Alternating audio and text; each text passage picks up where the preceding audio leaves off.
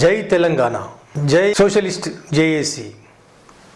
నూతనంగా ఏర్పడ్డ మన తెలంగాణ రాష్ట్రంలో సర్వే జన సుఖినో భవంతు. గాంధీ గారు చెప్పినట్టు సర్వోదయ అంత్యోదయ అన్న అంశాలను మనం చేరుకున్న రోజే నిజమైన స్వతంత్రాన్ని మనం అనుభవిస్తున్నట్టు. సమాజం యొక్క సంస్కృతి, ధార్మిక వికాసం విద్య, ఆరోగ్యంపైనే ఆధారపడి ఉంటాయి. మహాత్మా గాంధీ, జయప్రకాష్ నారాయణ, అంబేద్కర్, రామ్ మనోహర్ లోహియాలు కలలుగన్న సమాజం స్థాపించడం కోసమే ఈ సోషలిస్ట్ జేఏసీ తెలంగాణ పనిచేస్తుంది. ప్రజల చేత, ప్రజల కోసం ఎన్నుకోబడ్డటువంటి ప్రభుత్వమే విద్య, ఆరోగ్యాన్ని అందించాలి. విద్య, ఆరోగ్యాన్ని ప్రాథమిక హక్కుగా పరిగణించి దానికి పూర్తి బాధ్యత ప్రభుత్వమే వహించాలి. విద్య, ఆరోగ్య రంగాల్లో ప్రైవేటీకరణను పూర్తిగా వ్యతిరేకిద్దాం.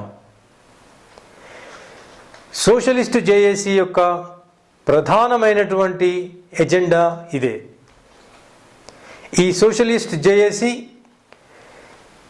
70 సంవత్సరాల స్వతంత్రం తర్వాత కూడా ఇంకా మిగిలి ఉన్నటువంటి 30% మంది నిరక్షరాస్యుల కోసం పనిచేస్తుంది.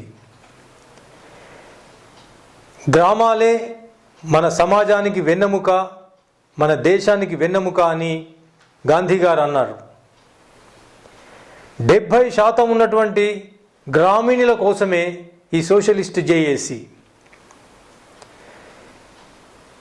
అతి బీద రైతు కూలీలు, అసంఘటిత కూలీల కోసం ఈ సోషలిస్ట్ జేఏసీ పనిచేస్తుంది.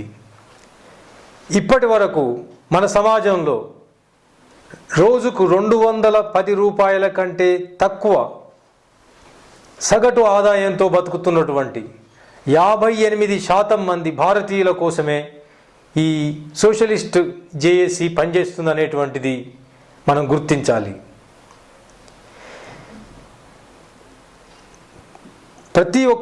ప్రతి కుటుంబానికి భారమై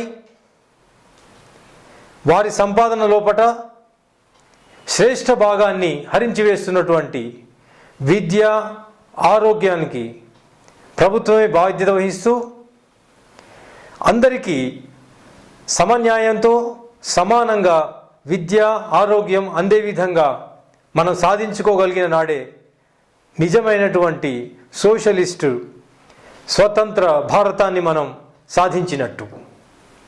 జై సోషలిస్ట్ జేఏసీ, జై తెలంగాణ.